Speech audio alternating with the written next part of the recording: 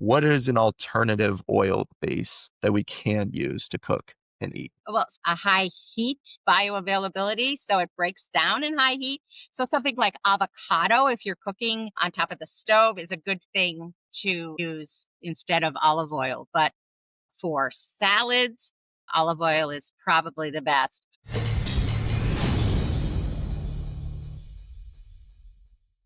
Welcome back to the Primal Reset Podcast. Today, we're joined by Judy Feldhausen, a visionary leader and health entrepreneur with Cardio Wellness Group. She spent years helping people reverse cardiovascular issues naturally through science-backed wellness protocols and is passionate about empowering others to reclaim their heart health without having to rely on prescriptions. Judy, it is a pleasure to have you. Welcome to the show. Thank you so much, Eliot. It's such a joy to get to know you and hear about your passions as well. Thank you. Of course. And share with me a quick overview, a 60-second overview. What got you to start your own business with Cardio Wellness Group and what got you into the wellness industry? Well, really, it started with my family history. I was getting to an age where I started remembering that life is short. And life was even shorter for many members of my family. And it was because of heart disease. And I remember the day I woke up saying, oh my gosh, that could be me. I'm right there. What happens now? And what happens now is that I just somehow got involved with people and instruments that measured cardiovascular disease and that actually found ways to prevent and reverse heart disease and strokes. And that was not just good for me, but when I started doing research, I found out that it's been over 100 years since heart disease has been the number one killer of men and women in America. And In why fact, is that? What would you say is the number one reason well, in your mind? there is a variety of reasons. I can't say it's just diet because 100 years ago we had a great diet, right? And I could say it's genetics, but I believe that there's something called epigenetics. And epigenetics is the ability to change your DNA sequencing and actually change the DNA so you can overcome your effects of heart disease. I could say it's hereditary how you were raised because people don't exercise like they should, but 100 years ago they did. But I think it's a combination of many things and is so extremely personal that the number one thing first is to get measured, either with a blood test or with a screening to find out where you are so that you know where to go. Okay. Yeah, no, it's an interesting take that I've heard so many different things from, and a lot of it has to do with diet, a lot of it has to do with our exercise in general, and even just the small things. I mean, if we look at different civilizations, like if we even look at Europe or the eastern part of the world, people tend not to be nearly as obese or with heart problems. And the biggest thing that we see if you go to Europe is everyone gets 10,000 steps. We're so obsessed with these 10,000 steps every day, Right. wearing our Apple Watches and our Whoop bands. And they actually go outside and get exercise and they walk around in the city and they walk around to their office or to lunch but then we also look at the diet sides of things and okay, we've had the same diet. It's the tell-all tale of your parents saying, oh, I had that when I was a kid and I'm fine. It's like, okay, well, let's look at what was in it when you were a kid and let's look at what's in it right now. Because if we're looking at, I mean, Gatorade was, I think, 4 or 5 simple ingredients at one point Right. and Yeah. now we're at 20 and now we've added colors. I don't know where the rainbow came into all of this, but red 40 doesn't sound great. Yellow 5 doesn't sound great. Blue 4 doesn't sound great. I mean, what really is all of that? And I definitely think that all combined has linked to some heart problems. Well, you're so right. In my practice, we really focus on just three main things: meals, mind, and movement. And we dig deep into how you are accomplishing those and what you can do to make small shifts to make a big difference in your health. And that's just the simplest way to start addressing to really have elite health and to really have the life that you want to live. So many of us don't even remember what it's like to feel wonderful because they felt the same for so long. Couldn't agree more with that. There's definitely normalcy, and it's a word that I don't thoroughly enjoy that much because normal is different for everyone. And if we were to say, oh, I feel normal, and your health or the way that you feel might be here and someone else's normal could be here. So when we say, I'm feeling normal or I'm feeling wonderful, it's an entirely different wonderful. And for the people who are here and not here, why don't they feel wonderful? And they don't remember how to actually feel all the way up here. So walk me through, you mentioned food, mind, and body. Walk me through the mind. How important is that? So, I always say that the biggest step that you can take is the decision you make to take the step. Because unless you are thinking positively, unless you have a passion and a goal and a desire to do something, you can't even begin to get into better health. And also looking at when we have problems, do we just say, it didn't work. I tried so hard and it didn't work. So I'm just going to go back to the way I always was. But what we want to do is to look at the cues that started you on that unhealthy path. Look at the patterns that you have to get you there. And then what we want to do is just disrupt those patterns so that you don't have that challenge to go back to the way you were, that you know that you can get better, be better, and do better just every single day. Mind over matter. It's definitely one of the most important things to first have that goal and have that will to want to change your life. And whether it's health wise and to try and get away from some of those health risks that could be potentials, but it's also for life. Mind is the most powerful thing. If you don't believe in yourself, you don't believe into something, it'll never happen, no matter how hard you try. So the second you start something, if you don't have the will to actually do it, that thing will not work and you'll get frustrated and you'll fall right back to the same life that you have right now. So a big question I always like to ask everyone is, what's it costing you to stay where you currently are at? Are you happy with where you're at, or do you really want to change something? And then we get into the dieting, the food, and then the body as well. That's so true. The most expensive disease is the one that you do nothing with. Absolutely. Because Couldn't have said it better.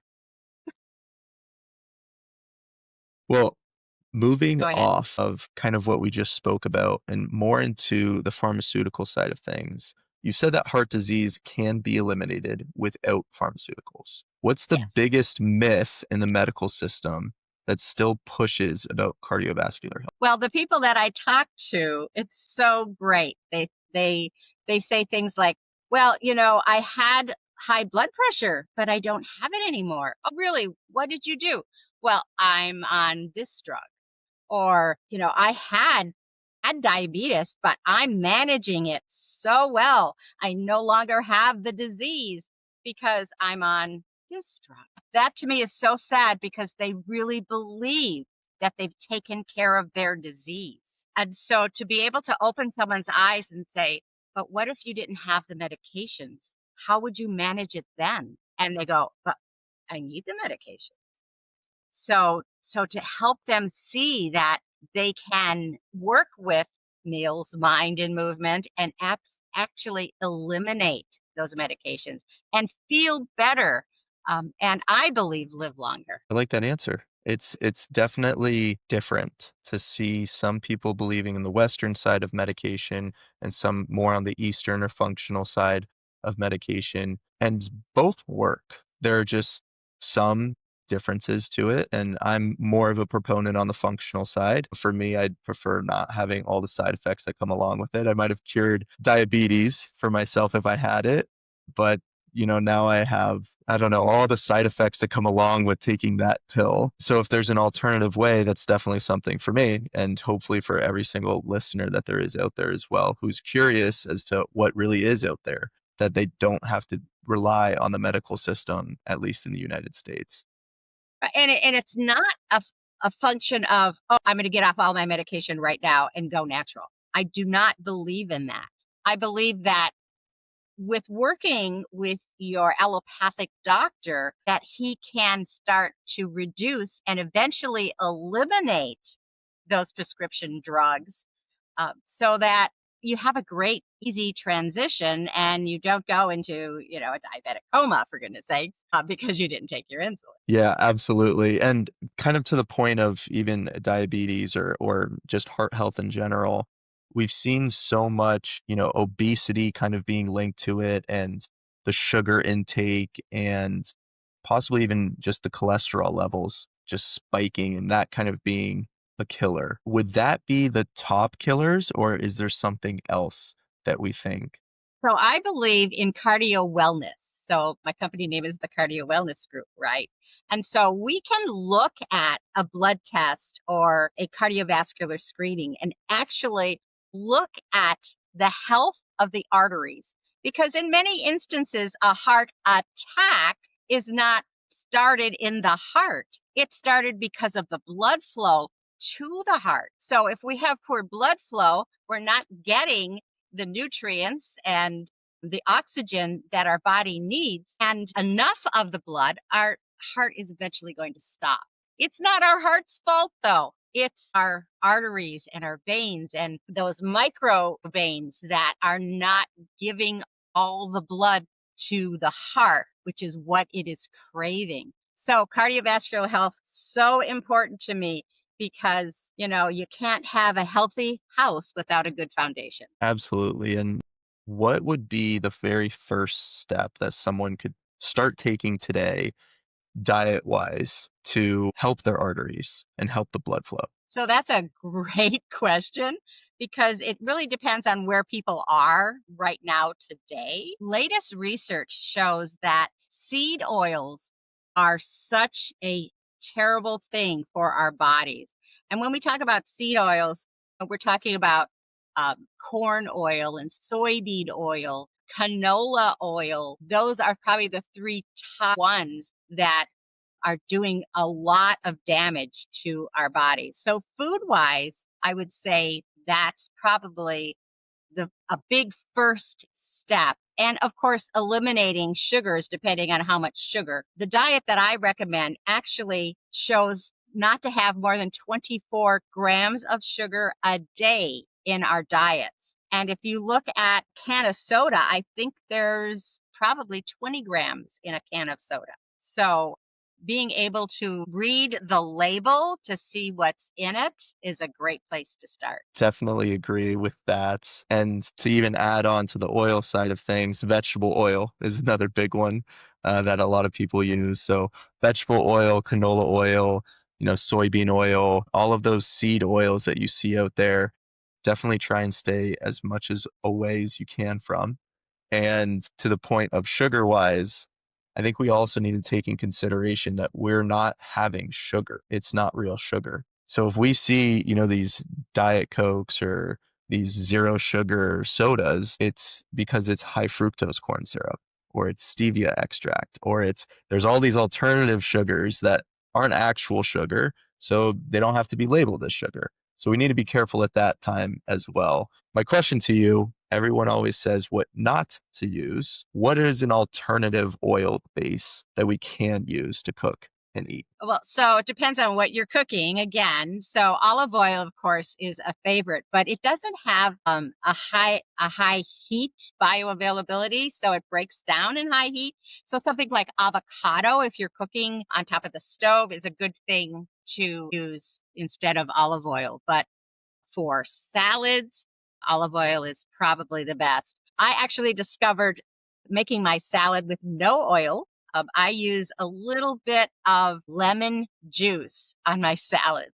And I know that's crazy, but it eliminates having the excess oils in the body, because most of us get enough oils without adding additional oils into our diet. Absolutely. I mean, olive oil, and for everyone out there, there are different kinds of olive oils. So make sure that it's coming from the right region and it's actually extra virgin, cold pressed. That's the best olive oil you can find. Try to go for those. Same with avocado oil. You want to make sure that it's cold pressed or it's as organic as it possibly can be. I would even add grass-fed or pasture-raised butter as well as beef tallow. But once again, you have to know the origin of the source. So definitely look at all of those alternatives when you're cooking, and depending, like you said, what you're cooking as well. Because olive oil, if you're cooking steak, is not the best. It will burn. It's not a high temperature.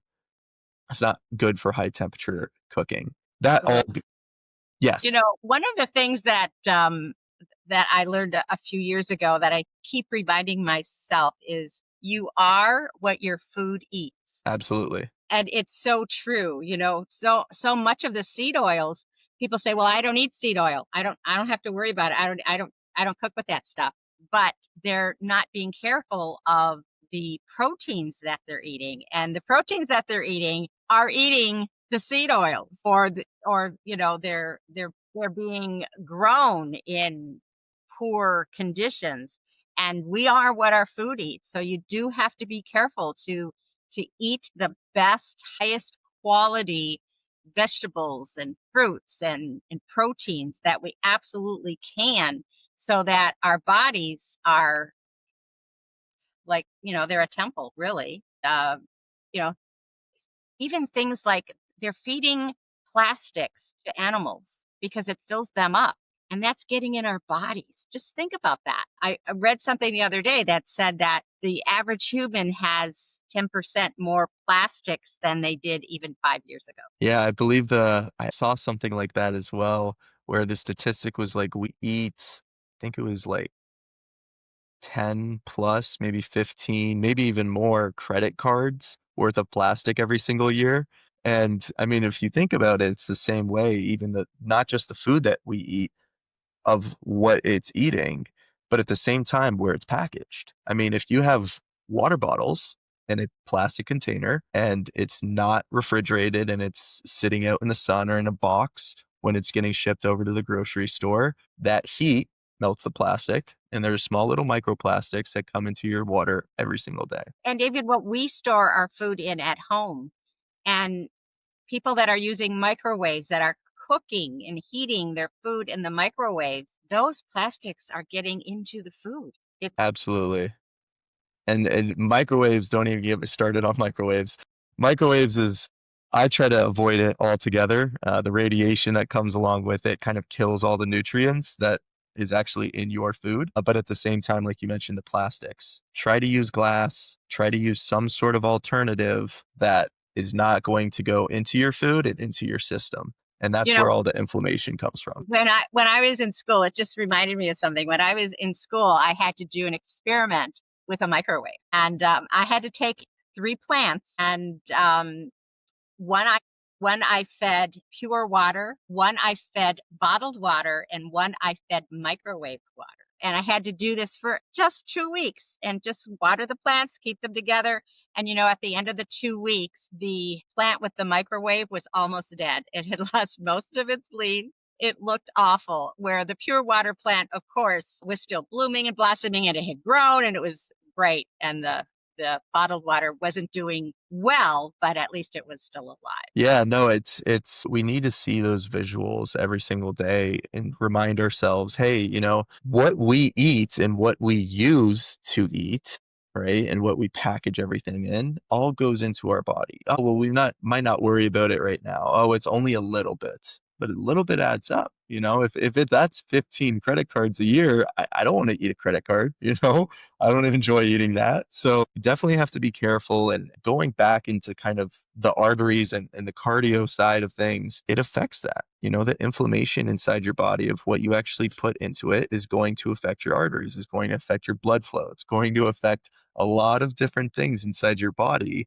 that could eventually lead to heart disease or heart attacks, or not even just cardiovascular, but every other aspect of your body. So we definitely have to be careful with what we eat. Absolutely. And, I'm definitely not a cancer expert, but cancer is among the diseases that have a lot to do with how we treat our body. Absolutely. And pushing it more towards a mental side of thing, going back to the mental side, why do you believe that an emotional well-being is just as critical as physical health in preventing heart disease? Well, I've dealt with people that did not have a good emotional well-being, and they have no energy.